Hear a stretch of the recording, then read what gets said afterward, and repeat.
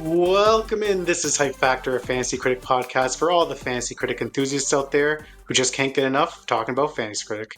I am John, aka John32, and I am joined by my good friend Marcus. Marcus, how are we doing today?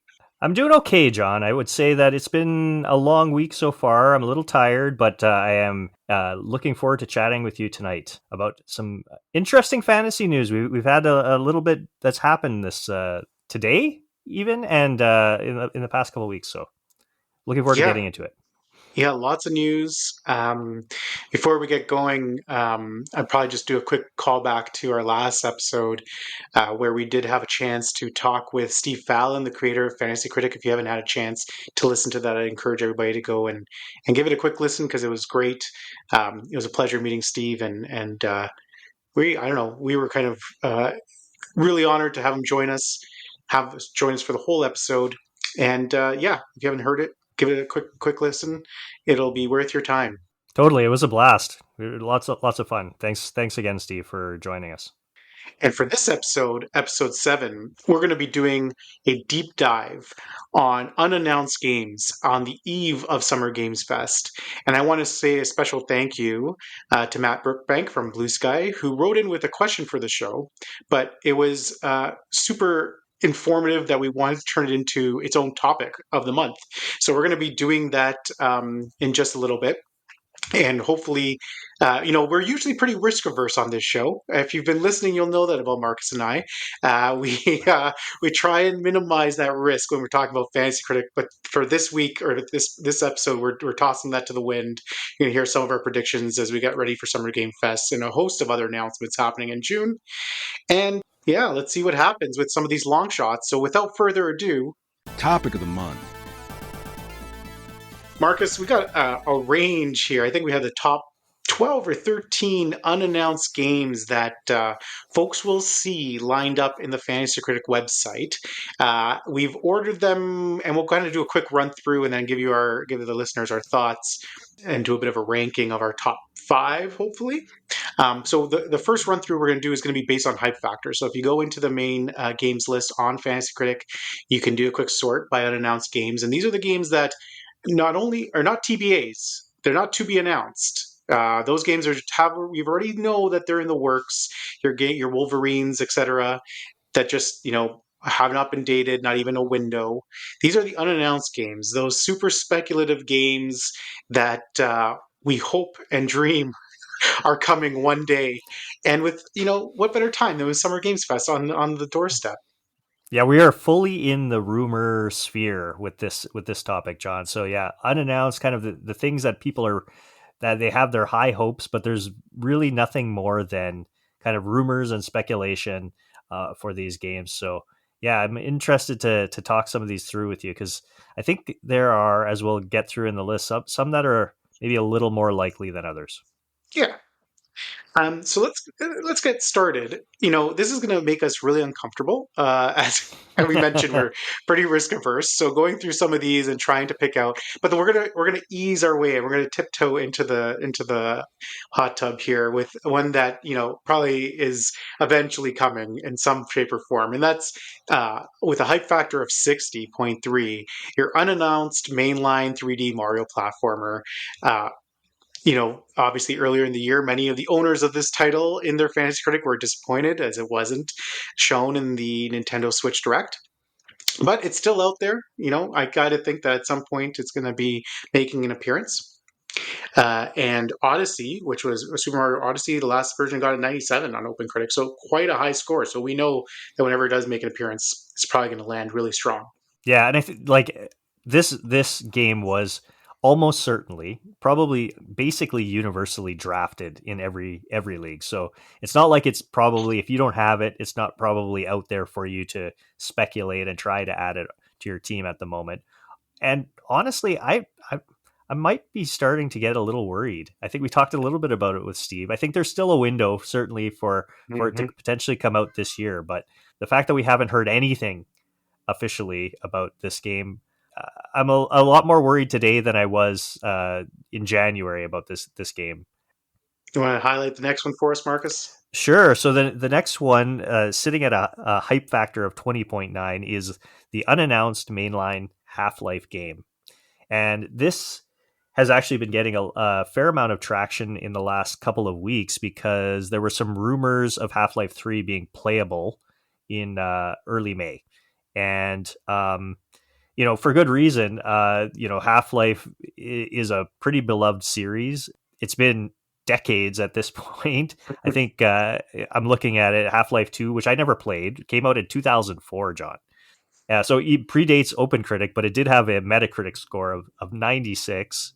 And then there was the Half-Life Alyx game that was developed by Valve as well. Came out in 2020, which is a VR game. And it had got an 93. So, I mean, a lot of these unannounced games, the reason that there are so much interest in them is because their predecessors or the kind of earlier entries in the series scored really high. Almost all of these, as we're kind of going to go through, are like 90s. So that's why people are interested in these titles, right? Yeah. The next one up is Resident Evil 9 with a hype factor of 18.8. Obviously, Resident Evil, an amazing franchise. The next one is only a matter of time. So it's a when, not if. And could it be announced at Summer Games Fest? I'm not sure. The last one, Resident Evil 8, scored an 84 on OpenCritic. Resident Evil 7 scored an 86. So again, kind of a really good pedigree when it is eventually announced. And there has been rumors. I think most of it's just speculation. People, maybe it's more just wishful thinking, manifestations on the internet and discords that I'm a part of. But Resident Evil 9 obviously still circulating out there as one that people want to hope comes to fruition soon. Yeah, and the previous two Resident Evil games, like again, reviewing quite well, although not quite as high as our first two that we've talked about and their predecessors. Again, if one believes or is kind of like speculating that Resident Evil 9 is coming out this year, it's probably a pretty solid bet for points. So I can appreciate the interest in this title. Next, let's look at Call of Duty.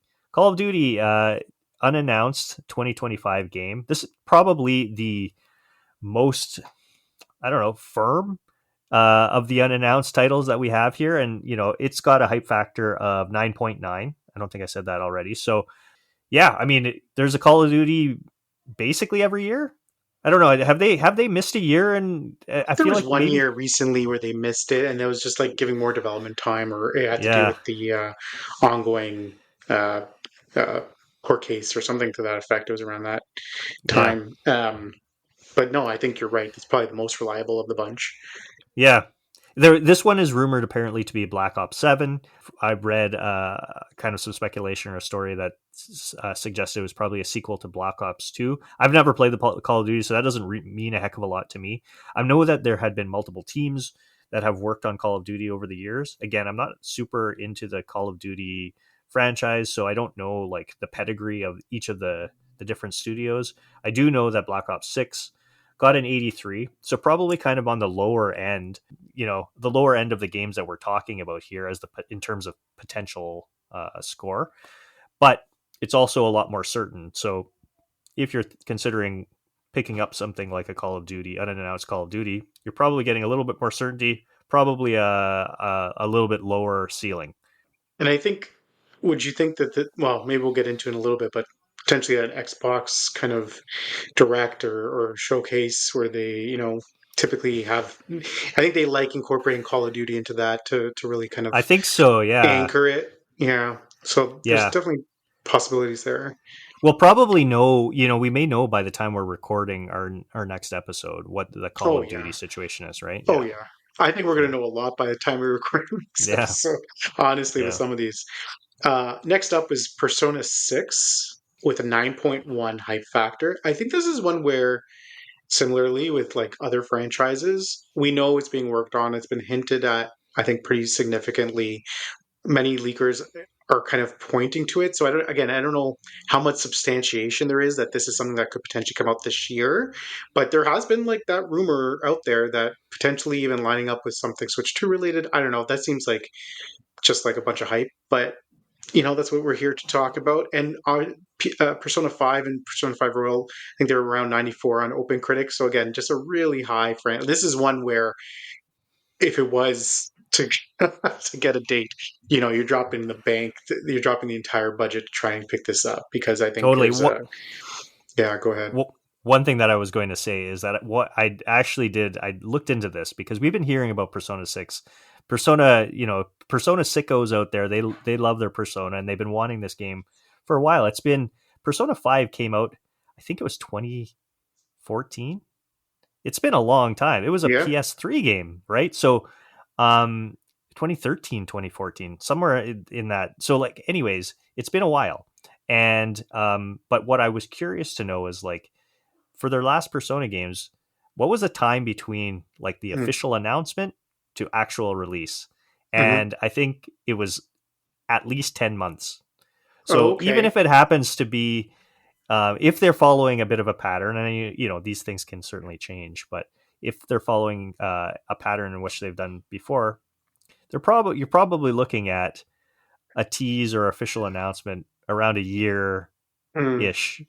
And yeah. so we're kind of past that. If you're thinking Persona 6 is coming out this year, I think that's probably pretty low odds at this point. Next one. This is probably one that should be for you because I don't have much on it, John. The unannounced next mainline Animal Crossing game, hype factor of 7.8. I do know that Horizons came out in 2020, scored a 90 on OpenCritic.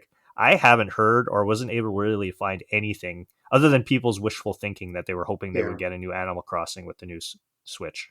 Yeah, and it's been weird because I don't think even Horizons has had any, if I'm correct on this, I don't think there's been talk of even a Switch 2 version of Animal Crossing's New Horizons. So like not even the update, which is kind of seems odd. So there's definitely a big question mark here. Animal Crossing is a system seller though. Maybe they feel like they have enough this year. I do think this is one where they may show something within the next couple of months, like a logo or like a Mm. character, just a tease, and then actually more 2026, like give a bit of a roadmap. So while I think there's actually some value here, it has a 7.8 hype factor on Fantasy Critic. Uh, well, we'll get into whether it makes our cut or not, but yeah, I'm like you. I haven't seen or heard anything substantial or credible that would suggest that this is coming. The next one we have is something that we've talked about a little bit already on Hype Factor on our podcast here is the unannounced new God of War Greek project, sitting at a hype factor of 6.2. We had referenced that Jeff Grubb had, I guess, kind of formally announced that some of his sources said that it wasn't going to be a God of War remastered trilogy, which is what a lot of people were hoping for, but there is still something God of War unannounced coming out this year. And I have this in a bunch. This is my speculative hat. Mhm. Although, John, I was listening to the Xbox expansion pass this past week's episode, and they were interviewing Jordan Midler, or had Jordan Midler on as guest. He's from VGC, and he brought this up. He said the collective wisdom is that this new God of War game is potentially a 2.5D adventure. Oh, like He a did say platformer? potentially. Yeah. And I Okay. was like, oh, I don't know about that. I feel like I've seen something like suggesting that as well. That was the first I had ever heard of it. That made me hesitate a little bit. I'm like, I shouldn't have I been could be as quite all in as that, but it certainly these are all rumors at this point. But I didn't like to hear that, John. I wanted huh, this to be more traditional could God be of War. awesome. It could be Could be awesome. Yeah. awesome. Yeah, Yeah. it No, reminds I me of those when they did that those Assassin's Creed kind of 2D side scrollers on the mhm. portable systems, or I think they did a Batman one too. Yeah, because you start comparing it to things like God of War Ragnarok and God of War 2018, which obviously were in the 90s on OpenCritic. Yeah, That's what you're hoping for, but interesting yeah. to know that that's potentially where that's going. I think if they switch genres and kind of go to a different perspective, like a two and a half D sort of thing, it doesn't necessarily change the ceiling, but Hmm. it could lower the floor. Mhm. That's a Yeah, fair way of putting it. Yeah, yeah. and it would still be Santa Monica. Do we know? I assume. That has not been mentioned. I have Okay. no idea. Yeah. Hmm. Interesting. Next up, we have the unannounced Final Fantasy IX re something, and I guess this would be some form of a remake of Final Fantasy IX. Interesting that they just skipped over eight. Sorry, awesome, Dave, friend of ours. Hype factor of fight 5.1. And I saw that you noted that this is one that was in the NVIDIA GeForce Now leak from some years ago. I don't know if you want to give some context there, Marcus. Well, yeah, I mean, this is something that's always been in the back of my mind. They had talked about there was a big long list for those who may be unaware of games that had being worked on. I think were being yeah being worked on, all in development. And while not all have come to fruition, a decent amount of them have, and there are still a few that have neither been confirmed or debunked. And Final Fantasy IX is one of those. So it's kind of still floating out there in the ether. So we have that. Earlier this year, in March, Square Enix had mentioned that they were putting together a website and they will be doing various announcements in celebration of Final Fantasy IX's 25th anniversary Mm. in Japan. And then just a couple of weeks ago, there were some updated character profiles on that website that's commemorating Final Fantasy IX. So it feels like they might be leading up to something here. I wouldn't. I don't know. I think that for of the games that we've talked about here, I think that this might actually have a decent shot at coming out this year. Probably not quite as high a ceiling as some of these other ones that we've talked about, but probably a bit better of a shot than some of the other ones. So And we also have on this list the unannounced new Forza Horizon game with a 4.6 hype factor. And I guess with this one, I was actually curious where how this one ended up kind of with so much hype, let's say, on that games list, because I haven't really heard anything about this, but I guess it's just been enough time that's passed. We have a couple of delays. Obviously, we're going to talk about a little later in the show the GTA 6 delay out of the fall window. So that window is now open. And the timeline would be consistent with previous releases. I mean, we it's been what since 2021 that we received Forza Horizon 5, and that game scored a 92 on OpenCritic. So there really is kind of a window here if they are going to come out with something. Now, the only thing I'll say is I don't know. Xbox has been having a hell of a year in terms of their games and what's on Game Pass and what they're kind of their kind of cadence right now. So maybe this back half of the year, maybe they're looking to fill it out at a potential showcase, which I think they've confirmed for June 8th. We're gonna talk a little bit about the Summer Games Fest lineup as well. So it's possible. It's definitely possible. I kind of like it if you're gonna take a swing on something. So definitely one to consider. yeah, I think so too. I mean, it like I don't know. We maybe this will be our catchphrase is there are worse bets. I feel like of the Hmm. from this list, there might be actually worse best bets than the Forza Horizon. Although I do think that probably a lot of this is less about like people actually hearing things and more people trying to put pieces together. Like it's Hmm. like this kind of might fit the maybe like for Xbox, it fits the timeline. It Hmm. might make sense for us to hear about it coming up at like their summer their showcase coming up in June. And whether or not there's anything more than just like it seems to the pieces kind of fit together, I'm not sure, but yeah. And then it's the question if it's even going to come out this year, right? Because them just talking about it doesn't help anybody with their fantasy critic this year. So Yeah. there's Yeah. that's a consideration as well. Next on the list, we have unannounced Legends of Zelda Ocarina of Time remake. I feel like, John, this is a game that's just been talked about. I think so. Again, it's just wish fulfillment. Like Yeah, people this just is a want summoning this. It's circle for this one. Yeah, yeah, yeah, yeah, yeah. I don't yeah. know. I don't really They're not know. going to I haven't. remake it because they're just going to keep selling you the original. So, Yeah. Well, and then maybe they will like do redo it, but they'll you know I don't know that it's coming out yeah, anytime soon. I don't think they need it anytime soon. that's a good point too. With the new hardware and kind of all these other IP that I think are probably more Yeah, front of the line. yeah, they'll So save that for a rainy day. yeah, And we also have unannounced Persona 4 remake. I like this one a lot. I guess these some articles out there. Even IGN has an article out there about new domain being discovered. Uh, I guess the was a P4RE.jp. yep, Potentially pointing to a Persona 4 remake. I think this makes a lot of sense. They've been remaking all the other ones, right? Like yep. 3 just got their update not too long ago, and there seems to be a lot of smoke on this. I'm hearing the rumors around Persona 4. a ton more than a lot of other things on this list. Yeah. So Could only you see it? I yeah, agree. I I can think see that it. this is probably real. Could you Yeah, see it this coming is out one this year? because it's a remake. Well, yeah, I Okay. think we still have enough of a window. There's still going to be by the time Summer Games Fest is done and dusted, there'll still be 6 months left in the year. I think a Yeah. remake has a much better shot of making an appearance. So Right. Right.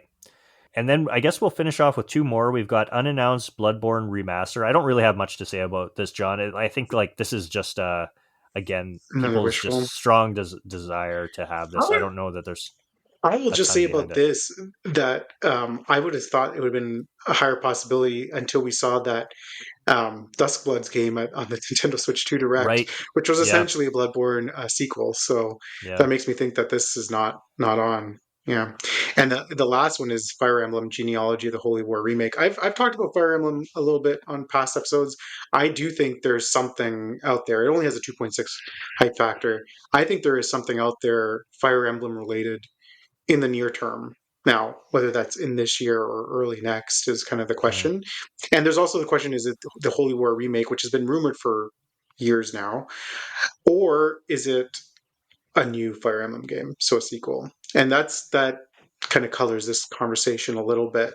But that's our list. I mean, I think the more interesting part of this is kind of going back to Matt's question that kind of inspired all this was a bit of a ranking exercise, Marcus, Yeah. really to try and get some, expertise in our analysis of what may constitute where we would land on some of these. So how are we going to do this? I think we've decided we want to do like a bit of a top five. Yeah, top Um, five sounds good. I think we should base it also like on the value for people like looking to add them to be speculative for this yes. season, obviously, right? Yes, So we'll have to play the disclaimer earlier in this episode, that's Marcus. right. But and also like take in mind before we do this, like your league rules matter here, okay? Like don't just be swinging. Like if you got spaces to fill and you can drop as many things as you want, like fill it, be our guest, but also be smart about it. Yeah, these are long shots. These are your lottery tickets. Like these are games that are likely to score very well if they come out, but the likelihood of most of these coming out is probably pretty slim. So keep that in And mind. I think yeah, let's do a top five. Like what kind of stands out to you, John, off the top of your head of ones that would be contender for our top five list? I think we should try and get to consensus as much as Yeah, possible. yeah, And we'll figure it out. I think we can come to a consensus. so top five in no particular order, or do you want to rank Well, them? just yeah. Let How about throw out one or two just off the top that are Sure. definitely on your top five. So looking at this list, I would probably say, to be safe, again, going back to our risk averse approach, a Call of Duty game seems to be one where if you really just wanted to make sure something came out and based on recent history, because Call of Duty has actually had a bit of a checkered past in terms of scoring, but recent history have seemed to point in a positive direction. It seems like that's one for me where you have a good shot of it actually being announced, good shot of it coming out this year. Uh, probably having a lower ceiling than most of these other games we've listed, but just kind of a safe, something to get in the roster where you can sneak, incite someone to counter pick it, the mid-season counter pick and lock them in and or do more harm to them than really support you. Because it's probably going to be a low 80. I think that we've looked at some of the history on what was rumored, and that's not bad. May No, not be worth the risk, but it is one that I think actually has a good shot of coming out. yeah, I agree. I think that Call of Duty 2025 unannounced has to be on our top five list. I'll Yeah, throw another one out there. I think like the Greek God of War, I agree. 2.5D or not. I think like that's got to probably be in the top five of these for all the reasons that we've suggested. Just God of War IP, I think. And I think the likelihood of this one coming out this year, Sony doesn't have a heck of a lot else. I think that it being circulated kind of in those insider circles, Jeff Grubb's pretty reliable, I would say.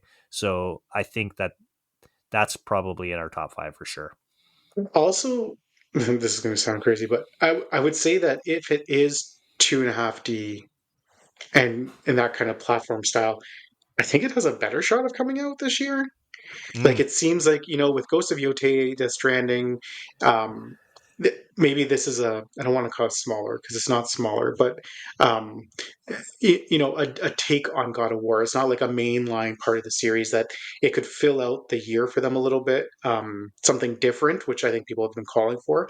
And I think obviously in terms of production, hopefully it probably, I would assume it would be a little bit more streamlined than like a full blown, even a side project, smaller game. And so maybe it actually increases the chance of it coming out. So I agree with you. We've covered it in past episodes. I'd also, jumping the gun a little bit with the news, Jeff Grubb also kind of indicated today on Blue Sky that Sony has some sort of state of play being planned for June. Not confirmed, but that's kind of the rumor. So that would make sense in terms of timing of showcasing something like that. So yeah, we'll wait and see. I agree with that pick. I agree with that pick. No controversy here. okay. I should also say, I think we're eliminating Mario from this conversation. So your 3D Mario platformer, like obviously that would probably be pretty high regardless, but it's probably gone already. It's probably in every league. It's either already dropped. Like, yeah, we're gonna put that one aside of this group. For me, the next one up is probably the unannounced Final Fantasy IX or something. Mm. I agree that the runway is probably long if it even is shown, but there's so much smoke here in terms of what we know about already. You mentioned the GeForce leaks, like it's there, something's happening. Um, I guess a little bit lower maybe than the others, just because there is a possibility that it gets pushed out of 2025. But I definitely think that of things that we could see in the next little while, this is one for me that makes a lot of sense. I I'm inclined to agree as well. So like what maybe we should do though is let's order these ones as we're going. So Mm-hmm. of the three, what order would you put them in now? Because we gotta help Oh, Matt. We've got to help Matt out, yes, kind of rank these things. So that's a good question, Marcus. I would probably do go. You go ahead. You tell me what you're okay, so thinking. how about yeah? I asked you the question, then I'm gonna answer it. But like I think we'll go God of War 1, Call of Duty 2, Final Fantasy 3 for I think now. that's fair. I think that's fair. And I think what's going to color that is going to be whether you're going for points or certainty, right? Like I mentioned with Call of Duty, it's probably not going to be your 90s, right? It's going to Right. have a lower ceiling. It's not. It's going to probably get you a low 80 if it comes out, but there's probably that certainty that it will come out. Whereas I agree with kind of how you've ordered it. God of War So 1, Call of yep. Duty 2, Final Fantasy 3. I'm going to say I would put number 4. I'm going to go big splash. I think that this has a obviously not as good a chance of coming out as maybe those other top 3, Hmm. but the ceiling is much higher. And I think Half-Life 3, unannounced mainline Half-Life game. What do you think, John? And you want that to go fourth? Well, what else would you put as 4? No, I think you're probably right. I think Half Life 3 at 4 makes a lot of sense. I think like there was a lot circulating. People seemed pretty excited. People are always excited about Half Life games. Hmm. It feels like, but I think for good reason, right? Like this is a franchise that's been mostly dormant for a long time. With all due respect to the VR game that came out, but like people are hungry for this, and I think like hearing that it was playable.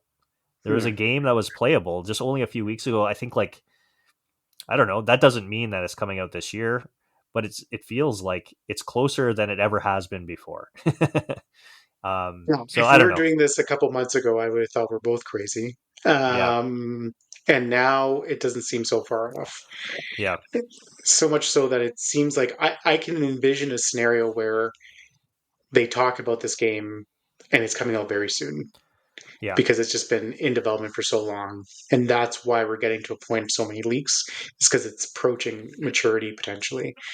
Could also be way off. And that's why I agree at putting it at number 4 yeah, because I still think it's a long shot. yeah. Um, there's an argument to be made to put it higher because if it does hit, it's going to hit with a lot of points. But I think of all those we've mentioned so far, it's probably also the least likely. So, um, So let's My let's five. let's before we pick the number five one, Hmm. let's kind of maybe recap what we've still got Sure. remaining for our listeners. So we've kind of thrown out the Mario 3D Mario game because you can't pick that up anyways. Everybody's it's probably owned in like 99% of leagues. So what we've got is Resident Evil 9, Persona 6, the next Animal Crossing game, unannounced Forza Horizon, Legend of Zelda Ocarina of Time remake, Persona 4 remake, Bloodborne remaster, and the Fire Emblem Genealogy of the Holy War remake. Any of those So jumping out to you for a fifth? yeah, and you let me Yeah, know if you agree with this as the final I think pick. I know where you're going. I have a feeling I know where you're going. Do Go you? for it. Okay. We'll I'm see. first going to eliminate Genealogy, the Holy War remake, which I think is actually has a decent shot. But I'm eliminating it because I think, like I mentioned, we don't know if it's a new Fire Emblem, if it's this. They have a pretty stacked year already, Nintendo, for the year upcoming. So while I wouldn't be surprised, I'm going to eliminate it from this part of our pick. The pick I'm actually going to go with is Persona 4 Remake. That's what I thought you were going to say. Okay. Yep. And I don't know if you agree with that. Of the remaining items on this list, that's the one where I think it's doable.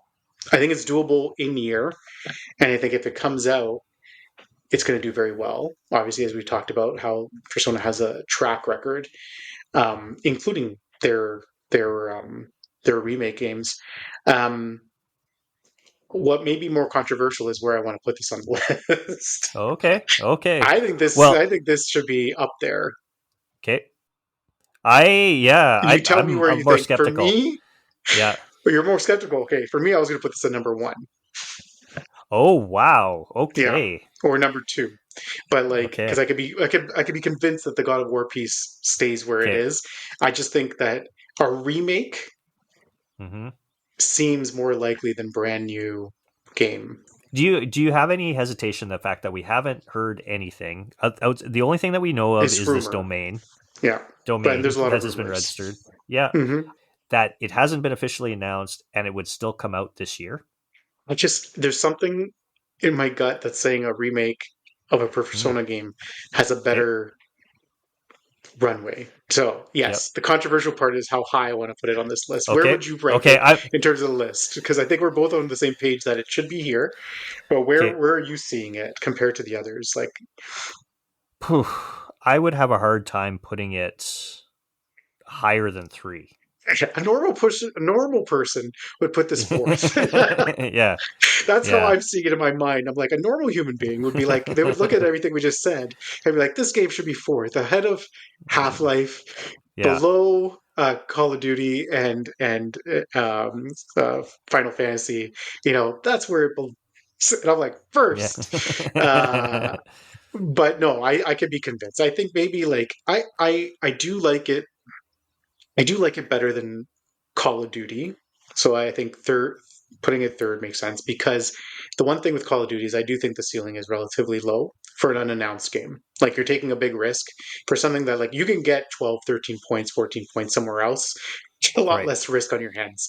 Um, and so I do think that like putting Persona 4, like a remake game that potentially has a chance to score so high, putting that third and knocking down Call of Duty is probably the more like reasonable thing to do here. So I'm happy to go there if you're willing to go to third spot for Persona 4. So our second is Final Fantasy. That seems high too. Also, Yeah, I well, think we had Call of Duty as 2. okay, sorry. Okay, so then maybe Yeah, we put. Mm, we're splitting hairs here, really. But like, say, it's I would be true. It's comfortable true. with like God of War 1. I think Final. I like some of the. Final A Fantasy. lot of You've convinced yourself the now to put Final the Fantasy higher. Yeah, yes, yeah. the clues Yeah. with Final Fantasy 9 are a little reminiscent. And we should also say this is a big part of the reason that we thought this was a great idea is because of the Donkey Kong Bonanza unannounced title Hmm. that really kind of hit big as well. So this Final Fantasy 9 has a bit of Donkey Kong Bonanza feel, kind of like the little Yep. tidbits that we're getting that are out there about the game. So I kind of yes, I am convincing myself. Final Fantasy 9 number 2. I'd be okay doing Persona 4 remake number 3. Yep. Then we do Call of Duty unannounced 4, and then our real shoot for the stars, Half-Life 3, I love it. number 5. So I there we love it. go. There you go, I Matt. love it. There are, just before we move off of this topic, there are a ton of other unannounced games if people are interested in going and checking them out. There Go are and take a look. dozens, dozens, Yeah. dozens. Yeah. It's actually crazy. Yeah. Some of which we've mentioned actually in some past episodes around the rumor mill, but people will recognize like things like Titanfall 3, which we've talked about, like a new Tomb Raider, potentially Castlevania. So like go take a look. It's a fun time to even just, you know, Hope, imagine and hope. Yeah, imagine, hope. Yeah, dream. Yep. yeah, Yep. all the good things. So that's a great list. And thank you again, Matt, for that question. Hopefully it's helpful in some capacity going into next Well, month. it's at least fun to do. Whether or not it was helpful, it was fun to do. All right, let's see what's been going on in the news. Let's get into the news. So the big news of today, actually, and the one that we want to start with was 6-1 Indie had their showcase just this morning. So we're going to run down a couple games. Big caveat here is we haven't had a lot of time to actually go and try out the demos, figure out what people are saying about these games. So a lot of this is just kind of initial impressions, maybe a little bit of what we're seeing in terms of an initial chatter. And we've broken this out into kind of two buckets.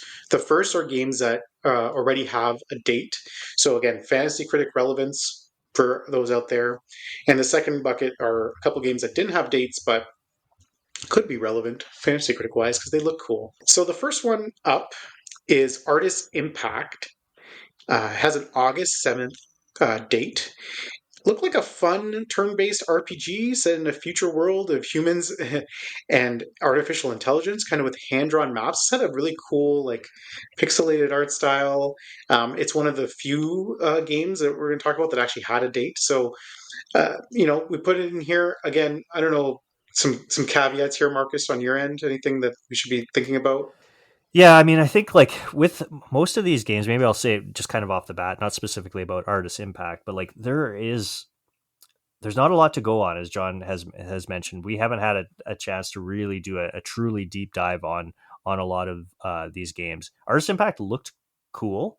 It kind of the written description sounds like it would be right up my alley. So I'll be keeping an eye on it.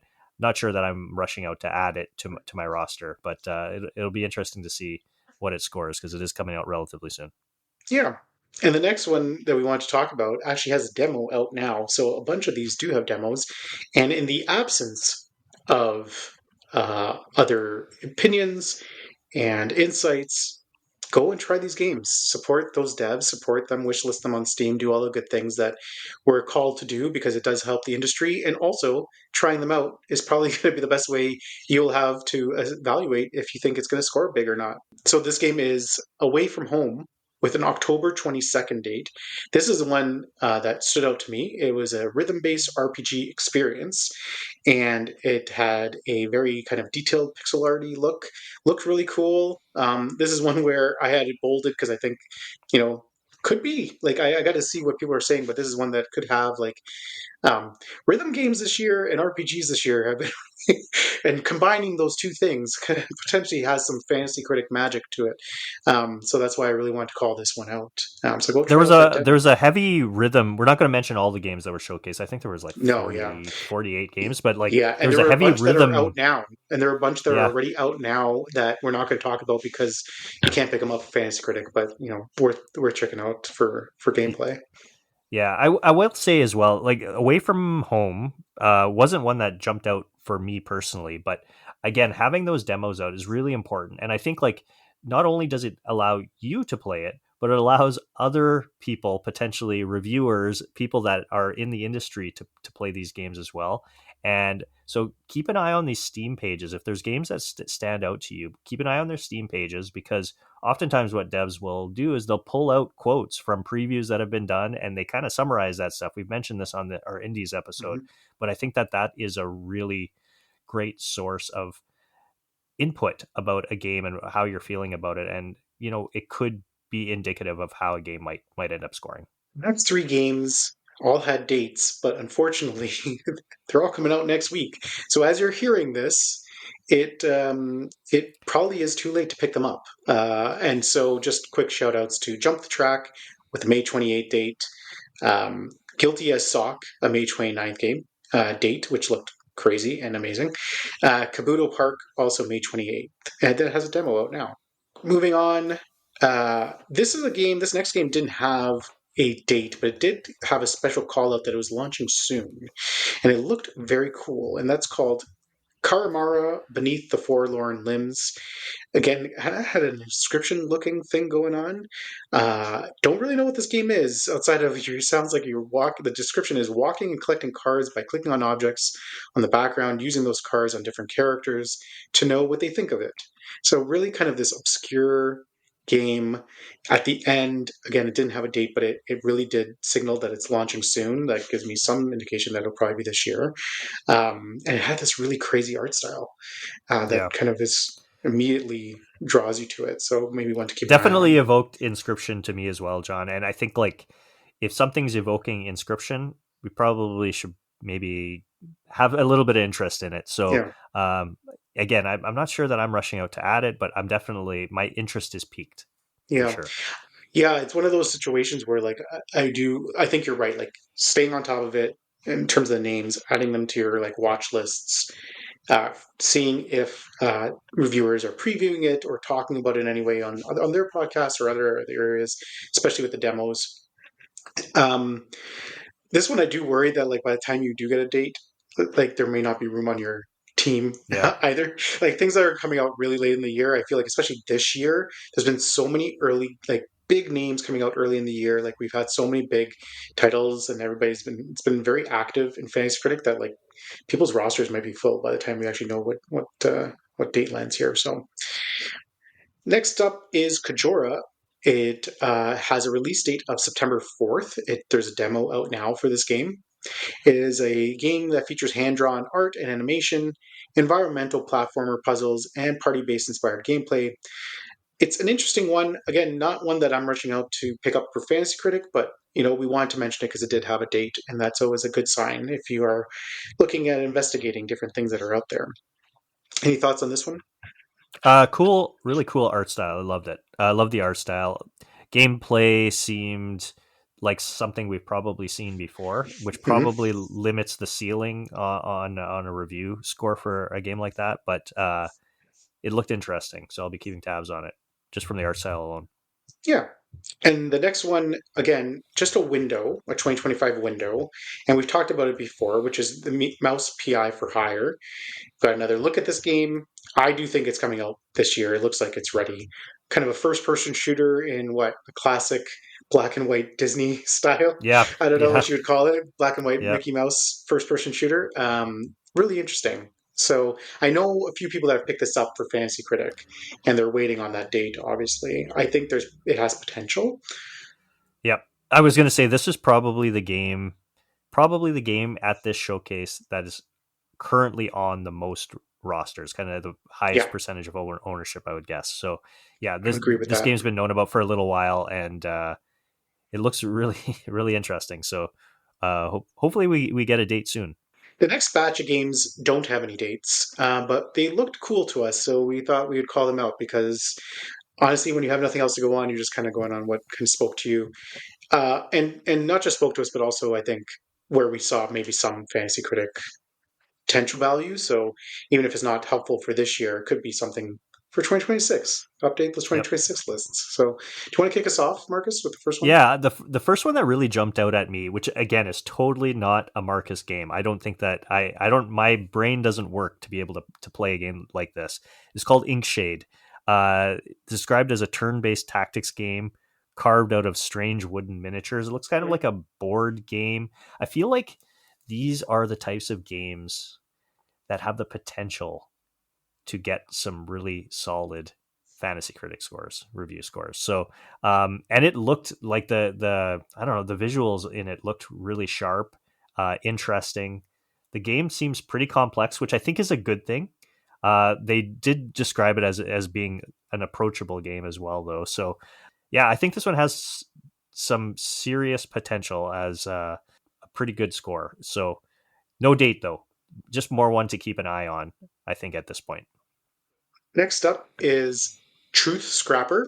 This is one that looked really interesting to me. Again, no date. A brand new romantic mystery visual novel from Interdisc 5, the developer of Time Loop RPG in Stars and Time. Um, yeah, eh, I don't know. Thoughts on this one? To me, it got a lot of profile. I've been seeing it on a couple different kind of like highlight of show lists. Looked super cool. I don't know what to make of it in terms of fantasy critic yet, but definitely getting a little bit of play. Any thoughts on that one? I don't have the In Stars and Time review score in front of me. Off the top of my head, I want to say it scored around an 80. In which I just case, I think, I yeah, just pulled up the Metacritic. okay. Metacritic was at 85 with only 7 reviewers though. 7 reviews, 85. Let me see if I can get the Open Critic for you. So, I mean, I think that alone, because a lot of these devs don't have, they're either first time devs or maybe their games didn't get reviewed kind of widely, so we don't have a lot of information to go on. So having a dev with a bit of a track record, as we always talk about, I think is decent. Do you have the Open Critic score there, John? Open Critic was 83 with 21 83. reviews. So 21 reviews. So a significant, that's yeah, pretty it's in that solid. range. Yep. Yeah. So they've gone this dev has gone like to a different genre, visual novel versus kind of a time loop RPG. Although this is also time loopy, isn't it? I feel Is like there it might have elements of that. It wasn't super clear from what we saw, but it definitely is one of those kind of like highlights of show. I think that's Mhm. one of the reasons we wanted to flag it here. There's probably still more to come, and no date. Obviously, it's just a wish list kind of tag. Um, but yeah, could be one to watch for in future. Yep, this is another one up from the show. This is why we're bringing it up. I think that this has potential to and probably warrants being added even at this point to a roster or two if you're looking for something. Yeah. Another one that kind of got some interesting play was Shadows of Chroma Tower, an extraction dungeon crawler with multiplayer element. I thought, I don't know if I added this or you did, but I remember reading about potentially a July Yeah, I think it window, was but July. but I Yeah. feel like if it was July, maybe they would have included it in the show. So something might be off. I don't know. Like if they're not saying an actual release date, I don't know if they're just trying to land it or if there's more to come during Summer Games Fest, but just another one to keep an eye on. Let me see if I can actually find it. If you want to go on to the next one. Sure. Also, a highlight, at least personally for us, was Kid Bash Super Legend. I need more on this, but this is like now this could be like a Harold Halibut situation or Plucky Squire situation. Although Plucky Squire ended up scoring not too bad. But Kid Mhm. Bash Super Legend is this like awesome looking, I don't want to call it claymation, but this animated, clay animated Mega Man style game. Like it was giving high Mega Man vibes, but in this um, modern look and feel. And I kind of want to, I know I will play this game. Super stylish, no date, but it's one that I think I will be monitoring more to play. And if it's getting the same kind of buzz that it's evoking from me internally, then I probably might also start trying to see if there's fantasy critic value for this one as well, because it definitely was a standout for me. Yeah, just going back on the Shadows of Chroma Tower, their Steam page does say July 2025 Okay, or so whatever they are that's worth. still Yeah. maybe that's probably where that some of that is coming from. It just wasn't in the Yep. show. Interesting. Yeah. Anything on Kid Bash Super Legend? It looked cool. This is right up my alley. So yeah, Yeah, I this is definitely this is a game I will be playing and definitely keeping an eye on. So hopefully it comes out soon. Looks really cool. yeah. Next up was Hotel Barcelona. We've talked about Hotel Barcelona before. It's a Suda 51 game, another 2.5D kind of slasher film parody action game.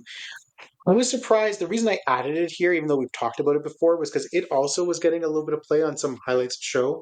And I'm not sure if that's just because of the names associated with it, or if people are starting to think like the more they see this game, the more they want it's getting a bit of traction and it's kind of changing the narrative. I'm not sure, but I wanted to call Yeah. it out because there is another. It did provide a little bit more on this game that we've talked about previously.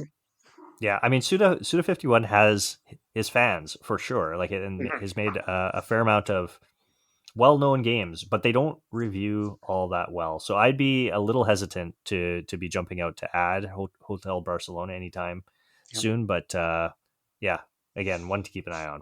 The last one, which I feel like we're obliged to mention it because it was their one more thing, was Dino Blade, which is an action RPG game that takes place, I guess, right after a major event that changes what we know about dinosaurs. It's dinosaurs wielding swords, Yeah, souls like it looks dinos. just like a fighting game. Is it a fighting game I or is thought it it was like an RPG. I it's very strange, but there action was enough RPG? It says, confidence. yeah. Yeah, there's enough confidence in this to make it their one more thing. So more to come. Need to let it It's a cook. why. It looks. If you haven't had it, anyone listening hasn't had an opportunity to see this. It is wild. There are like T Rexes holding swords fighting each other. It's like, Yes, that is it. yeah, So right now, can't endorse for in a Fantasy Critic. realistic art style too. It does. It's This isn't That's right. cartoon. That's right. Yeah, yeah, yeah, Can endorse for Fantasy Critic. Can maybe endorse to try it because it looks wild. And the last thing we wanted to call out from this show was that there was a teaser that 6-1 Indie is also doing 6-1 Publishing now. I think there's still more details to come, but Marcus and I have talked previously about the value of publishers and publisher houses that typically pick out value, and we'll keep an eye on this one because that could mean a lot for Fantasy Critic down the road. yeah. And congrats to the 6-1 Indie team because it was a fantastic showcase as always. They've been doing this now for a few years. We're friends with some of the people over there, and yeah, really happy for them. They did a Yeah, really great job. really good timing too. Just as an aside, like did it Yeah, like what the week or 2 weeks before Summer Games Fest when everybody's kind of clamoring for new info and really just nailed it with the levels of hype around it. So that was great. Great to have that today. Other news: GTA 6 delayed to 2026. If yeah. you haven't This is heard, the big one, John. This is the big one. The big yes, piece of fantasy news this month. and I guess there's not much to say except it changes everything. Those that picked it up are probably not happy. Those that Yeah. counterpicked it seem like geniuses, and everybody else now Or I feel like the ones that counterpicked it feel relieved. really, yeah, Because yeah, they're I don't know. pretending I that don't know they're how geniuses. confident they all were, but yeah, Yeah, like yeah. yeah, Um, I'm glad I didn't pick it up in the first round. Right, yeah, we were talking about that when we started this way back when, right? Like I yep, think we talked about that, so that feels good. I yep. do think though that it changes the landscape a little bit. If you listen to a couple of different areas, different podcasts, like do people and developers and publishers now look at the fall as wide open space because GTA has cleared 2025, now landing in 2026, this narrative about GTA and launch dates and everything is going to continue on into the new year, Hmm. into next season. But for this season, there could be a lot more stuff that just pops up. And I think with Summer Game Fest around the corner, we could see things have dates that we weren't expecting. I mean, Yeah, I wonder. I do wonder how it. Um, how do I phrase this? Like, if there are devs who we haven't heard release dates for yet, and they were expecting to not be able to launch, and now they're like, oh, now we've got a window. yeah, Let's make sure and they rush out a game, and it ends up being maybe not as polished as it's it possible. otherwise would have been had they had a couple of more months or waited a little bit to release. I'll be curious to see if that ends up happening because I think it's a real possibility. People will get a little antsy and be like, "Okay, we've got this time now. We've got to make use of it. We don't want to wait too late. If we were planning February or I don't know March or something, that's too Hmm. close. We don't Yeah, want to get the and so we got to get it out in November. We got to get it out in November, and they rush it, and maybe that impacts review scores. We'll see. It'll be over these next couple of months, particularly with Summer Games Fest coming up. I wonder if that changes people's plans in terms of announcing dates and stuff. So yes. The only one not scared is Devolver, who announced on the same day that they would be releasing a game in May of 2026 to compete yes, with GTA 6. So good on you, Devolver. Anyway, yeah, it that's the big news of the month. Sea of Stars, we did. This is interesting because in the time that since we recorded, the Sea of Stars DLC got dated. Throws of the Watchman or Watchmaker, and it's actually come out. So May 20th, it came out. Currently sitting at an 89 on OpenCritic. So Amazing. I know it was picked up, I think, in a bunch of leagues. Every league I was in, it was already taken, and those people are all being rewarded as it got scored really high.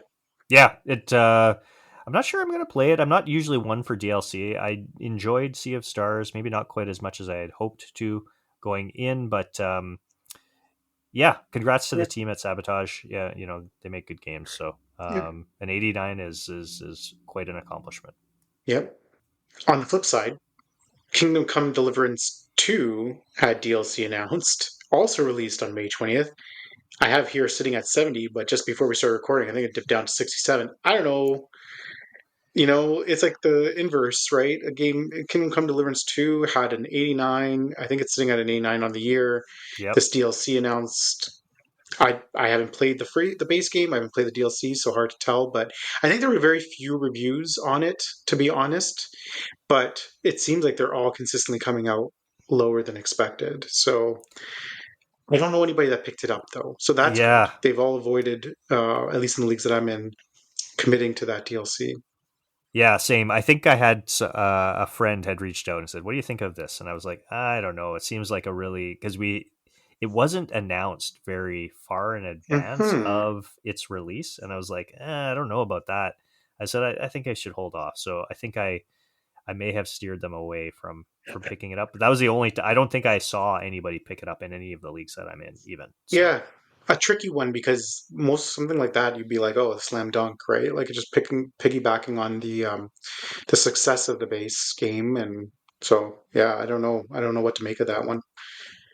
We also had the Crimson Desert game hands-on preview. If you don't know this game, it's kind of a it has previous iterations within the series that have not scored that well, but this version, this Crimson Desert, is looking like it might stand apart. I actually have a counter pick, so I'm a little bit nervous because the previews do look pretty good. okay, um, I know next to nothing about I this and game. Yeah. as do I. Except I had from when I counterpicked it at the draft, it was really it wasn't looking like it was coming out, and if it did come out, like the past games in the series had relatively low scores, so it felt safe.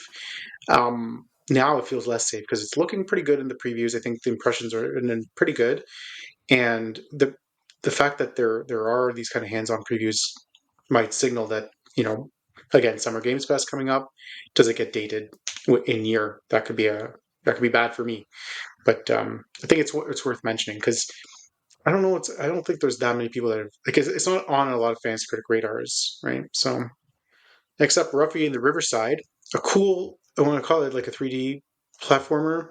I think it has more like puzzly platform mechanics. Yeah, I think they It, do. It's kind of like that Paper Mario. That's what okay, Paper yep, Mario. yep, Yeah, I yeah, think yeah, it's got yeah. a Paper Mario kind of style to the characters, It if I'm looks not very mistaken. different. Like it cuts back Yeah, and forth. I think it's been dated for June 26th. I think this is one that might be a bit of a sneaky pick. We haven't talked about it much, but it's getting a bit of buzz and might be I worth think it looking was one of into. the stars or the ones that was highly talked about from Steam Next Fest from earlier this year. I think they released a Yes. demo, right? Yes, So there was I a think demo that's at where that we. time.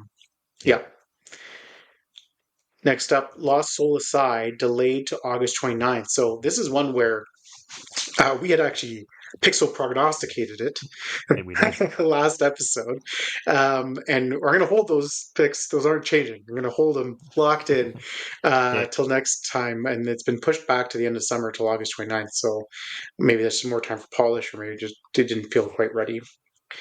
Next up in the news, we have Haunted Chocolatier. Marcus, did you want to chat about this one a little Well, bit? yeah, I just added. I think that the developer of Haunted Chocolatier, I think it's like a fairly high profile indie. It's a dev that did has done Stardew Valley, and so this has been one that's been on people's radars for a little while. And he had done an interview recently, I think earlier in May, where Haunted Chocolatier not coming out anytime soon. I think that some people had misquoted him that it was like 2027 at the earliest. I think that's kind of been clarified. It was more just a nebulous, like it's not soon. Don't expect Yeah, it this year. If you have it on your roster, if you happen to be holding out hope, I think that you can, if you have the ability safely. to get Yeah. rid of it, I think that you should. I'm not sure if it's officially been classified as not real. unreleased or not Yeah, I'm not released sure this if it's year. changed classification. Yeah, And I just know that the Stardew update has been taking up a lot of time, from what I understand, yep, and I think yep. that's part of what is contributing to like lack of development time on Hot Chocolatiers. So makes sense. Also, Silksong Crumb. If you haven't been paying Yeah, attention, we need a new uh, stinger for the a Silk new Song stinger. Crumb. Yeah, Yeah, exactly. yeah, yeah. There was talk that apparently Silksong will be playable coming up in September of this year at an Australian museum exhibit. Still no date, but this is kind of another sign, another crumb that Silksong might be coming out this year, and I can't wait for I Summer believe it when Game I see it, Fest. John. Yeah, I know. I Yeah, know. we'll see.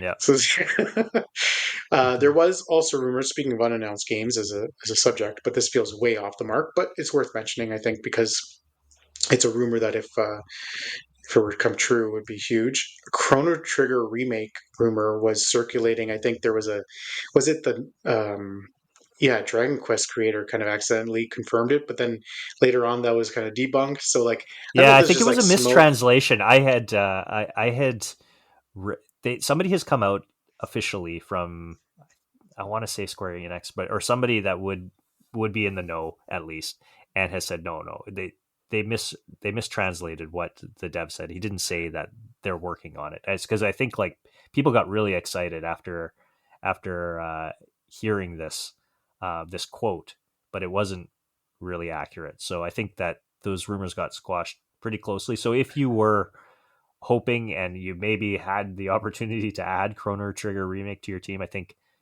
it's probably safe to drop if you can. And yeah, I unfortunately I think I'm not the first person to say this by any means, but a Chrono Trigger remake, that 2D HD would be really cool. So maybe one day, but I don't think anytime Yeah, soon. not anytime soon. Yeah.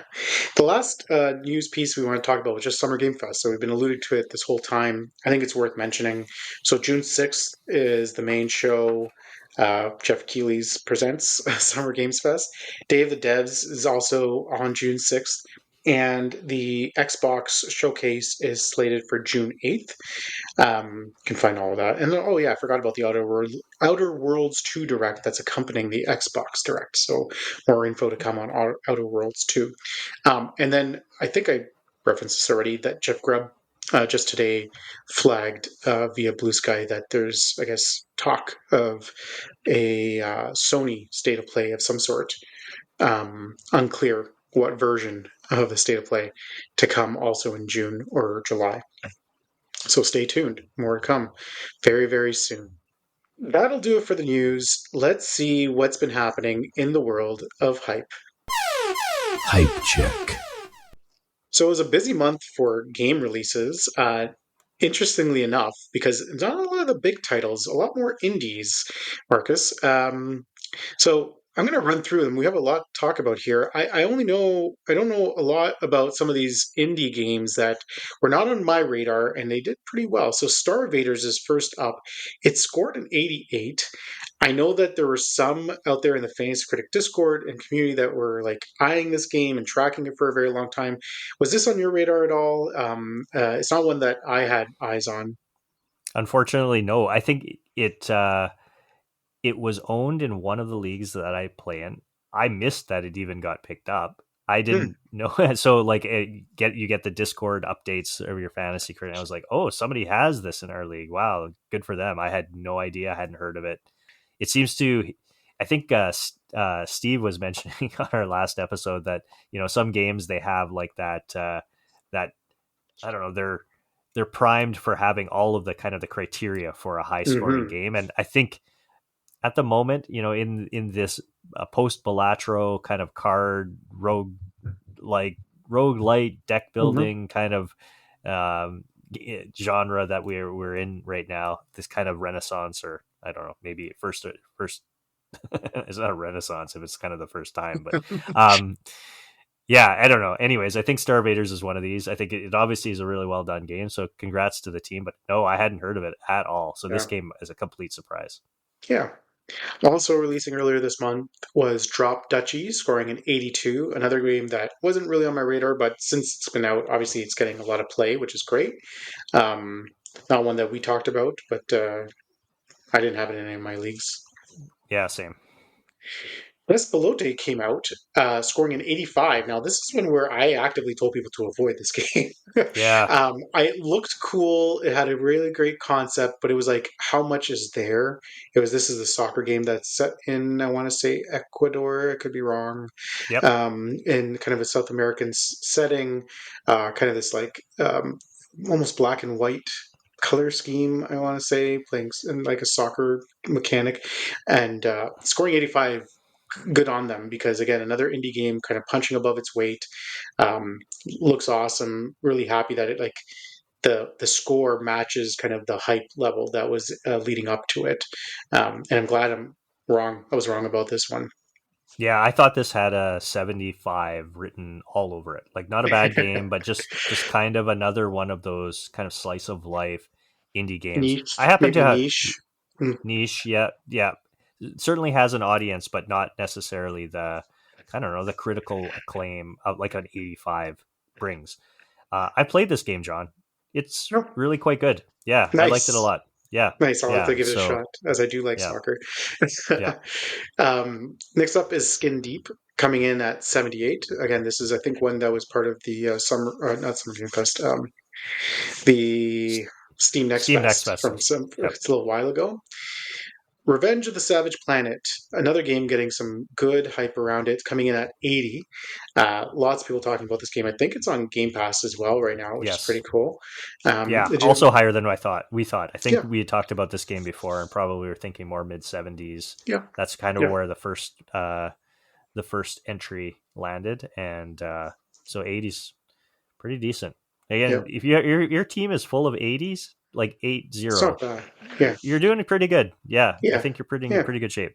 So Same with the next one, Midnight Walk, landing at an 80. This is one where we told Steve to actively avoid. I don't know if he we took us did. up on it, so let's we'll hope for him. But I mean, it's not. It probably hits the ceiling that maybe Yep. we had for this game, which is great. I actually expected, and it had a number of reviews too, which is great. So slightly higher, I think. High 70s seemed like a possibility here. So breaking that 80 threshold. We talked about Kingdom Come Deliverance 2, DLC, dropping down potentially to 67, I think now. Up next was Capcom Fighting Collection 2, scoring an 84. Now, this is another one that kind of like did better than I anticipated. I know the Yep. original did well, but Capcom Fighting Collection 2 at an 84 seems like punching above its weight a little bit, just because usually the second of the collections doesn't have as many heavy hitters as the first, right? So I don't know.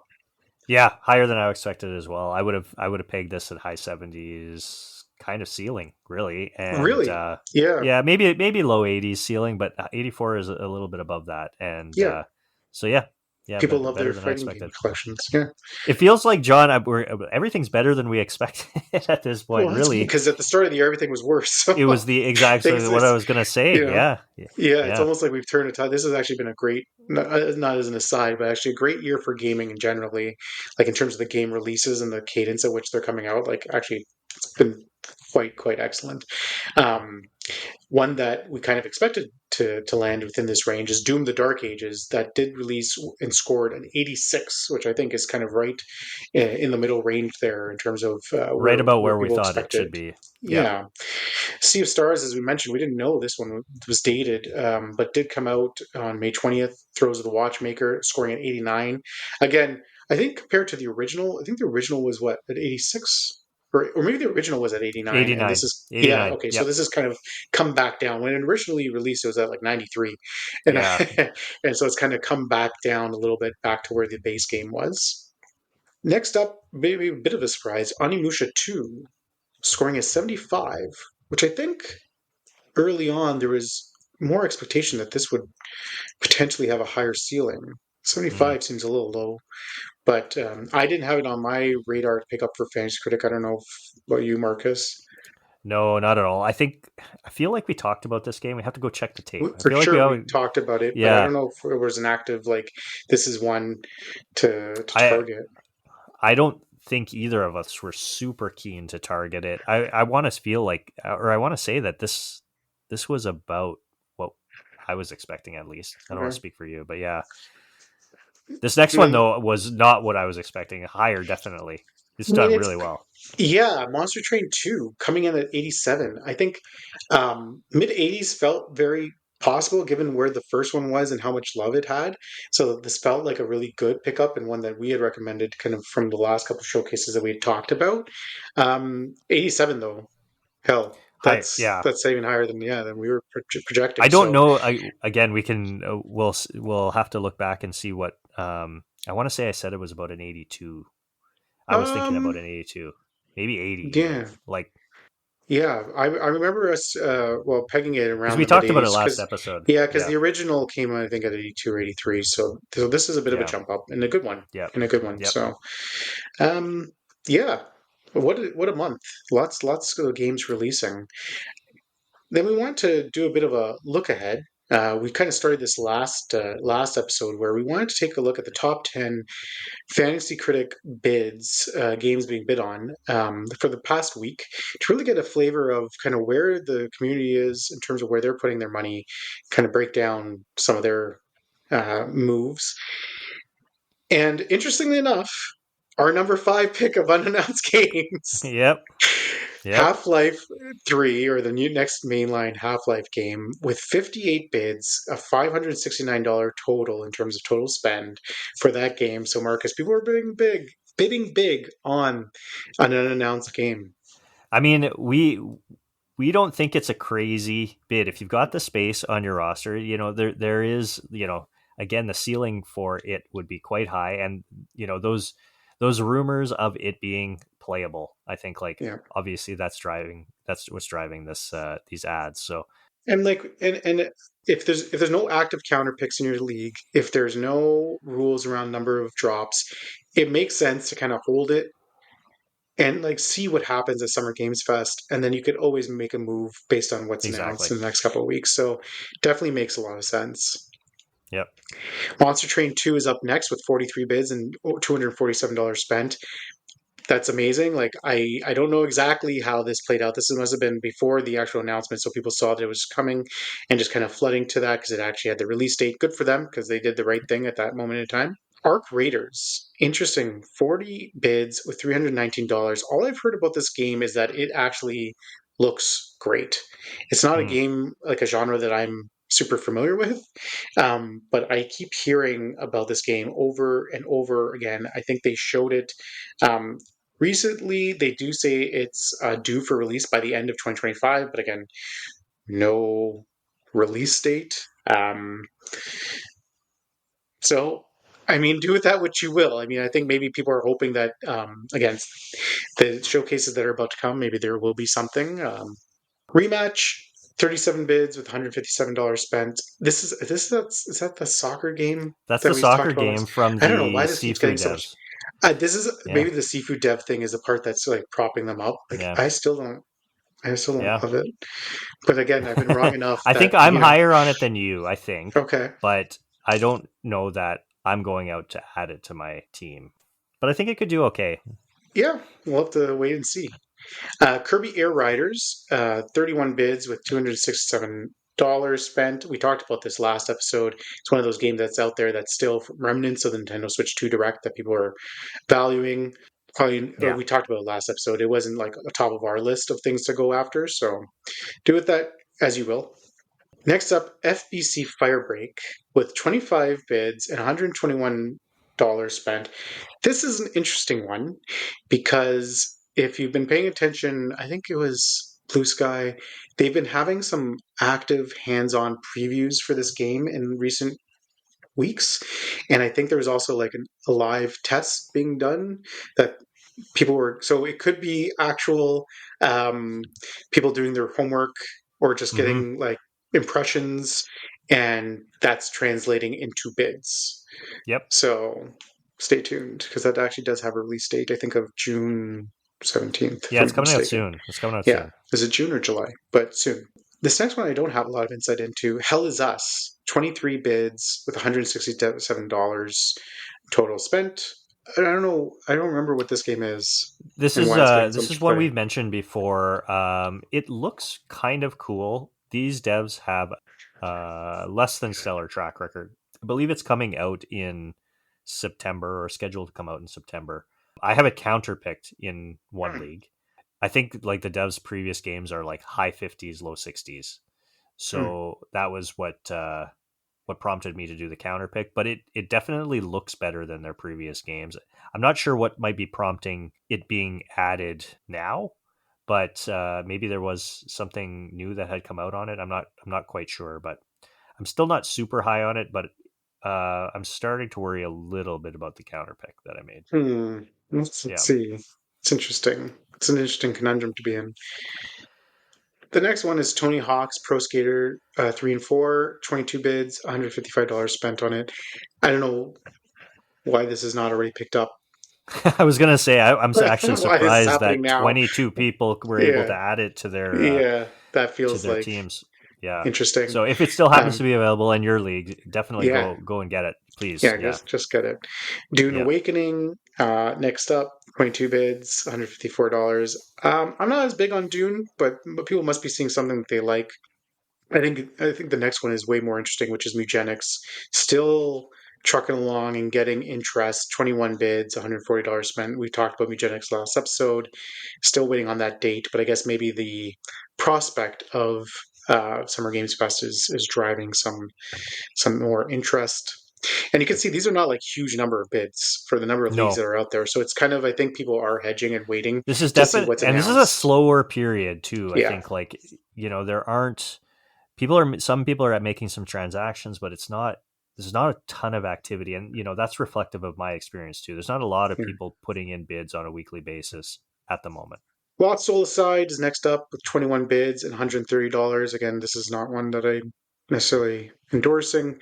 But the last one, interestingly enough, with only 21 bids, $143 spent, Gears of War Reloaded. Yeah. Marcus, so this is one where it did get announced. We know this is now official. I believe it's coming out in August, if I'm not mistaken. Yep. I don't know why this is not being picked up more, because this has the potential to really be the standout, Yep. and um, it will get scored. And obviously, the original did very well on Metacritic at the time. So if you have that option, I'm not sure why people aren't doing more of this. I have picked Yeah. it No, up in one of my leagues. I wholeheartedly agree. I don't really have room for this on any of my teams, but Hmm. I think of all of the games that were being picked up that we've just went through right now, this would be my top pick. Yeah, this I is it. think. Oh well, actually, maybe aside from the Tony Hawk's Pro Skater 3 and Oh 4, yeah, but I don't yeah, imagine that's available in most people's leagues. yeah. Whereas Monster this one just Train got 2 has announced. already been, yeah. So like, it feels like Gears of War Reloaded, there's a decent chance, maybe even a likely chance that it's still available in your league based on Yeah, how much it's being added to this point. And yeah, like, do you see a world where this game scores less than 80, John? no, No, no, right? It's no. This seems probably like a a pretty slam dunk. solid bet for like an Yeah, 83 to 89, yeah. like, Yeah. In the leagues where I had the flexibility, I actually dropped a God of War side project for it oh, really? Yeah, yeah, because I it could see felt it. like Yeah, you know what I mean. Like I just need to. yeah, It felt the right move in the current like something in hand versus waiting, yeah, and yeah, some of it's just dependent on what you have in terms of your roster space, but that's why we say not to fill it up. And honestly, there's probably going to be more stuff coming on next month that's going to entice yep, people to make moves. So. I wanted to call out just two top counter picks as well. If you go on the Fantasy Critics site, you can actually see. So the top counter picks, one was our number five unannounced game, Half-Life 3, with 11 which is bids. fair. It's just Yes, fair. I 11 mean, bids, these are $64 risky, spent. right? Yeah, to counter pick Half-Life 3. And the next one, Marathon, with 11 Yeah, bids, $32 spent. So yeah, Marathon's been in the news recently, not for good things, and the narrative around that game hasn't been super strong. And I think this is just a reflection of people believing that they can safely counterpick that game. I don't think it's a terrible pick. Whether it gets bumped back or struggles at release, like, you're probably, if you're needing to find a counter pick out there, Marathon, you could do worse than Marathon. And that was the news. Let's keep it going. Pixel Prognostications. So, Marcus, Pixel Prognostication, I just wanted to give a quick update because I did the math. We're kind of at the halfway Okay. point of the season. If you Yep. think about where we started back in our first episode and into January. So, at the tally, you are leading me with 11 correct predictions to 10. So, Oh, 11 obviously, to 10. Yeah. yeah, 11 to 10. So we're very close. And obviously, like, in some of them we're way off, but it's whoever got closer to the actual score. Sure. So even if we're off, crediting whoever it was that kind of was in the closer to. And then two of the instances we're actually tied, not tied, but we're kind of like it's in the middle. So we're just kind of Right. waiting to see where that shakes out. So I just wanted to give a quick update to those listening at home. We are keeping score. We will see Yep. where this all shakes out at the end of the year, but it's been a fun little exercise. So without further ado, let's get into what we have upcoming this month. So, a fun one. June 5th, Nintendo Switch 2, Mario Kart World. Where do you want to start with that, Marcus? So you're putting me on the spot with the Nintendo one right off the I bat. can I I can go guess. first if you want me to go first. You want me to go first? Well. I'll do Um, this one. okay, you go first then. Sure. Okay. I got a number in Uh, my head, but okay, you Mario decide. Kart World 93. Okay. I was going to say 94. Okay. I think you would have been safer taking the under there. Yeah. We'll see. I don't know. Nintendo bump, man. It's Nintendo bump. hard to tell. Yeah. It's hard to Yeah. tell. Yeah. Bravely Default Remastered. So this one, you're going first. Sure. Geez, I don't remember what the first one original got off the top of my Ooh, head. I remember we talked low about it last 80s. episode. Low Yeah, I 80s. think it was Yeah, like I an feel. 83 or an 84. Yeah, I'll go 82. I feel like that's pretty safe. I'm gonna go 85. Um, just because these RPG remakes have been a lot of love this year, so it's burned me a couple times. So I'm gonna go a little higher on that one. Okay, June 13th, The Altars, which we talked about in some detail last episode. We did. I really don't know what to do with The Altars. This is actually a really tough one. I'm gonna say 82, and I feel like that's Mm. playing it really safe. Yeah, I mean, we were this was the game we were telling Steve he needed to pick up and drop Midnight Walk for. So Yeah. all this needs to really do for us to justify that position is Yeah, to score 80 or higher. that's So fair. I think we're in a good spot to do that. I'm gonna go. Geez, you said 82. You Hmm. say 83. I said 82. 82. Uh, let's go 84. I'll go out. These guys, these Oh, that's devs fair. have an excellent track record. They really do. Like everything they've done is like 85 or higher. So the Alters is a genre shift, and it's not a game for me from what I've seen of it. But I'm going on the dev track record here. So 80 84. 84. Okay. FBC Firebreak. This is an interesting one. I don't know what to do with this one. I have some confidence in this game, but to Yeah, actually put a number beside it feels daunting. yeah. I'm gonna default to my skepticism when it comes to multiplayer. I think that there's just feel a bit like a broken record with this stuff, but like there's just a lot more that these multiplayer games have to be able to do in order to score well. And it's just a bit more a higher bar that they kind of have to hit. Everything has to go right. So I'm never convinced that any game is really going to do that well. So I'm gonna maybe I have my bias, and I'll say I don't know. Remedy is it? This is Remedy that's making it though, right? Yeah, 77. 77. I knew you were going to say 77. After all of that, I didn't even know I was going to say 77. Uh, so we're going to be opposed on this one. I'm going to say 84. Okay. Yeah. I'm, I'm, I don't have a lot to go on, but I feel like this is like a Helldivers 2 moment. I hope so. That'd be Yeah. good. It'd be nice to see Remedy have because they've had this critical success for a long time, but they really haven't had a breakout commercial success.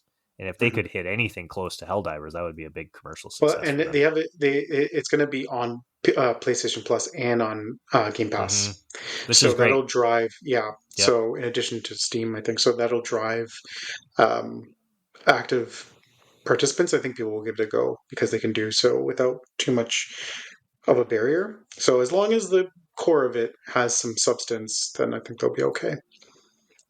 Next up, coming out June 17th as well, Date Everything. Slightly different category of game. I Yeah, guess I'll go first. I have no idea on this yeah, game. Uh, I think this is one where the range can be quite large depending on how it's received. agreed. I'm probably Yeah, going to say 79. yeah. I don't know. Like this was originally scheduled to release on Valentine's Day, right? Valentine's Day. Yep. It got pushed back. I feel like normally these delays help the game, and maybe it would have, but I feel less excited about it now than I did, or less positive about it now than I did in June. So let's say 75.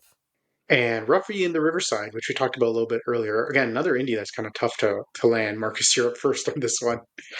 Yeah, I feel like this is actually going to the word of mouth has been positive.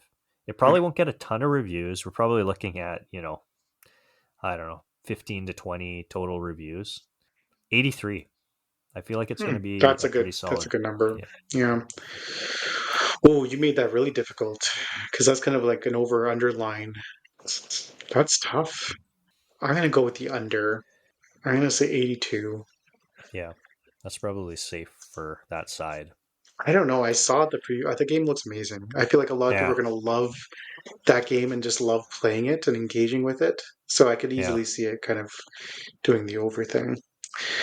Last but not least, releasing on June 26th, Death Stranding 2. I find this as much as like this should be like maybe an easier one. I think this is like a tough one to place. Yeah. The Are original you got are you a Death Stranding guy, John? Do you like Death Stranding? Have you played Death Stranding? I have played it this year. I Yes. have Oh wow. beaten it this year, and I Yeah. loved it this year. Okay. Yeah, I I haven't initially, played it.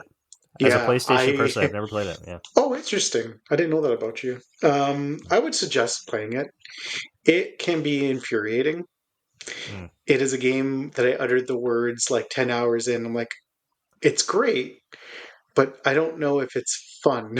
It took me a little bit of time to get to the fun part, but it is super rewarding in terms of the loop that they created. I think this game is probably going to be pretty significantly different. Yeah. And that's why I think I have a hard time. And the original scored an 83, which I think is actually pretty low for that game, given everything that's in it. Between the voice acting, the performances, the gameplay, the concept, the innovation on some of the big pieces. And I know it's a super controversial game, but I'm shocked to see that it's only at an 83. So I guess I'm first. I'll probably say 86 because I do think it'll go up. I don't know if it'll go up that much, but I'll say 86. Yeah. I'm gonna go 85. Hmm. Yeah, that's where I was gonna sit with it. And then it'll just be basically whoever is it higher or Yeah. lower, Yeah. right? Exactly. Yeah. I gotta think that the narrative has changed a little bit on that game over the last little while, but I could be wrong. Um, On the second one or the first one? on the first, like Yes, 83 I think so seems too. low to me, and I think people are reflecting back on it as kind of this like weird masterpiece. Yes. I think So the impression of the game has improved. I remember I think it was an IGN review was maybe I want to say a 6 out of 10. I don't know. It wasn't super like glowing. I feel like I remember Brian Altano mhm. really not being a fan of it. And despite It's being a not, Kojima fan, I feel like yeah. that sticks in He my head. is. And I'm telling you, like the whole concept and the walking sim stuff, like, but it is. It made me rethink video games. mm, That's kind of the wow, effect it had on me. Because I'm like, well, this is stupid. But then I realized, no, it's a puzzle, and it's an action sequence by another name to try and traverse. You're just not fighting; you're fighting the landscape. And everything's a puzzle. Like even combat sequences, like even the combat sequences there in other games, they're puzzles in their own right. So it really transformed kind of some of my thinking on it. So maybe I'm just like being too emotional, betting with my mm, heart there, Marcus. That's the first mistake. So, but that was Pixel Prognostications. And we did a quick call out for questions. So first off, I want to thank Matt Brookbank again for inspiring the topic for today's episode. We did get another question from Michael, our good friend Michael, your co-host on Tiny Game Chronicles, and we'll kind of we'll pick out some of these here. Michael talks about having made his picks for the year months ago, so I think he filled out his roster shortly after the draft. He's looking at winning one of the three leagues that he's currently in. One he'll definitely lose due to bad counter picks. And I guess what he's looking for is some advice here. First, what he can do to stay sharp and proactive after having made his picks, instead of just relaxing and kind of snoozing on the updates. Have we been in similar positions in the past? Marcus, did you want to take a stab at kind of what you do to kind of just stay sharp? I mean, obviously the podcast kind of helps now because it forces us to, but Sure, like yeah. before the podcast.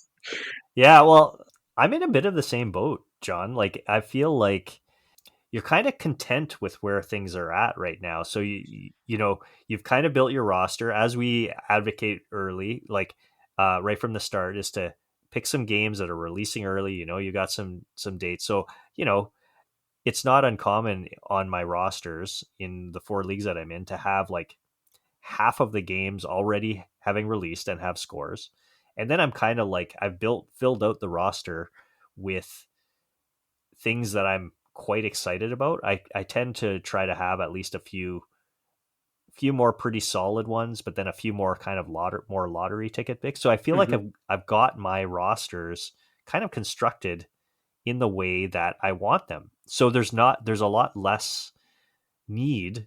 So Mm-hmm. I feel where Michael's coming from, right? You kind of Yep. built it in the way that you want, and how do you maintain it?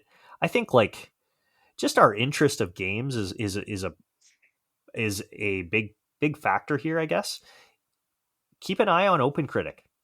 It's a good Mm-hmm. source of games. It keeps you like check out OpenCritic every day. I go to OpenCritic every Mm-hmm. day and I just look at the games that are being reviewed. And that's not necessarily going to help you plan for future stuff, but it will keep you in the know about what's happening when it in relation to fantasy.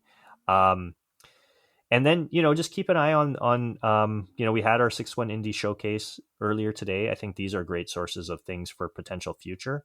And I think the leagues that Michael's in, because Michael's in at least one league that I'm in, um, they allow for unlimited drops, so you can always swap in and out so Yeah. if you have that ability, I think that I don't know, I always advocate right from the very beginning, like I like the ability to have unlimited transactions. I Yeah. think that helps foster this engagement throughout the year. And I don't know, like you can always fine tune. Yeah. So keep an eye on, I think, showcases. You don't have to be necessarily researching the Fantasy Critic website on a daily basis or um, even weekly basis. Probably you might want to Yeah. check it on almost Or every week. weekly. Yeah. Yeah. But And I would echo all that, and I would also say the yeah. Fantasy Critic Discord. It's actually a very good place to just kind of like Oh, this is a stay good in one. what's Yeah. Yep. contemporary, like in addition to the Open Critic site and the Fantasy Critic website. Just like it keeps you kind of sharp every time there's a showcase or everything. Like there's just like ideas and conversations about, what is Fantasy Critic relevance and what is not. And I think that's part of the challenge is like when you do have a showcase or a news announcement. And I think what we've learned, or at least I've learned, is there is so much news over the course Yeah. of a month because we do this podcast monthly. It is overwhelming to like always tie it back to Fantasy Critic, but if you can get into that habit, it can really provide dividends. Gears of War Reloaded is a perfect example where it was announced and people just kind of like, oh, I'm super excited to play that game, and it's like also Yep. maybe it's Fantasy Critic relevant, right? Like they're just kind of happy to get it. And for myself, I think you hit the nail on the head. Refinement. So like in both of my leagues, they're pretty much well filled out. One, I'm okay being completely filled out because I have unlimited drops. And the tinkering is what you're really looking for, is making sure that everything you have you're comfortable with, but if something comes along that is just like a slam dunk, you're kind of Yep. looking to add. Versus my other league where it's filled out, but I'm not happy about it because there are limited drops. Mhm. There are some big titles that I like what they're doing. Like I like the slots that they're in, but I need dates for a couple items, Yep. for a couple big items. And I'm not talking about the Silk songs. There's things like the um, Chained Echoes DLC. Yes. Yes. There's things like we have a Shovel Knight. What is it? A Shovel Knight uh, director's cut. If your league allows director's cut, that just has a generic 2025. These are big pieces that, if they hit, like, are going to come with like significant value. So tinkering is the right word, because I would love to swap out Gears of War for some of those pieces. Like, that's a like for me, I'm like, I'd rather do the Gears of War thing in place of Shovel Knight, Yep. because it fits that category. You have a date with it, but I can't, because I just don't know if the other pieces. I Right. don't want to lock myself out. So still waiting. We'll see. Waiting to see what happens. So you're just kind of always in that mindset of tinkering, even if your roster is filled out. Also, because you kind of have to keep an eye on what your opponents are doing. So even if it's not for you, do it for them. Be Well, and mindful of what they're doing. you want to keep checking in, because maybe you missed the news that we use the Mm. Chained Echoes DLC as an example. Like right now, I think it's still sitting at like Q2 It just at Q2, yeah, 2025. yeah, And so, like, you may miss a news announcement, but if it actually gets a date, that will show up, and then you yeah, like show up in Fantasy Critic on your team, and that will you'll get that information yeah, there. So, like, but like the further we go out, we start rolling into Q3 and we don't have any updates on Chained Echoes DLC. I'm like, well, maybe I'm looking for something else. Assuming yeah, again you have the ability to swap that out, and yeah, like those are the types of things that you have to be kind of continuously keeping tabs on throughout the season. yeah, So like the folks, probably not that many that are listening to to a Fantasy Critic podcast, but the people that kind of tend to just set it and forget their roster, those are yeah, the ones that they may have been happy with where their team was at in March, but come August, when they haven't looked at it in a couple of yeah. months, it doesn't look quite as good anymore because they haven't been maintaining it all along. Yeah, especially with Summer Games Fest coming up, you got to be competitive. Like, you have to be in the loop to just be paying attention, checking in, putting in bids, being active. I think it's just something you got to do until such time as your games are all scored. Yep. Then you can kind of sit back and just see how the season plays out. The second question was: is there a way to get rid of your bad counterpicks and steal the game strategy? And Michael, I'm sad to say, unless you have super drops active in your league.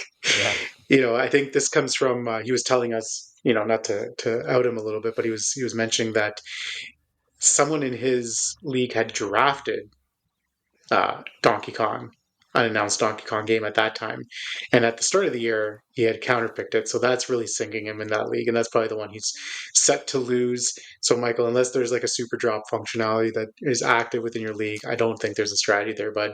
Unless you got SOL, buddy. Yeah. unless you You got are that time machine. SOL.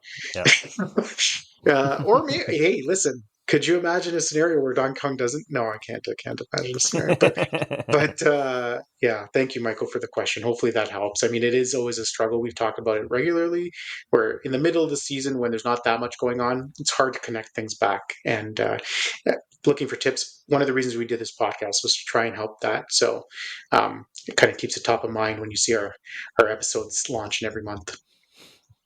So that will do it for us. That was Hype Factor episode 7, where we looked at unannounced games and threw caution for the wind to the wind.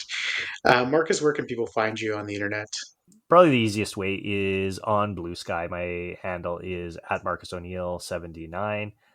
As John mentioned briefly before, I also do a podcast with Michael, the question asker there, called Tiny Game Chronicles, where we, I guess, discuss a particular tiny game, short game that's 5 hours or less every other week. And we have a good time doing that. So if that sounds interesting, feel free to check that out. And you can find me at John32 on Blue Sky. We also have Hype Factor on Blue Sky and X, where listeners can send us questions or comments, which we can incorporate into our episodes, just like Matt did. Thank you so much again for that great little topic that we used for our topic of the month. Finally, if you've liked what you've heard so far from Marcus and I, please give us a positive 5-star review on your podcast player of choice. It's always much appreciated. And that's going to do it for us. Until next time, get hyped. Remember, the information provided is for entertainment purposes only. Hype Factor does not guarantee the accuracy, completeness, or reliability of any advice or predictions offered. By listening to this podcast, you acknowledge that you are solely responsible for any decisions you make based on the information provided. We strongly encourage you to fantasy critic responsibly. And remember, this is just a game, and in no way impacts your status as a gamer. Hype Factor cannot be held responsible for any damages resulting from bad picks, drops, or overall Fs on your season.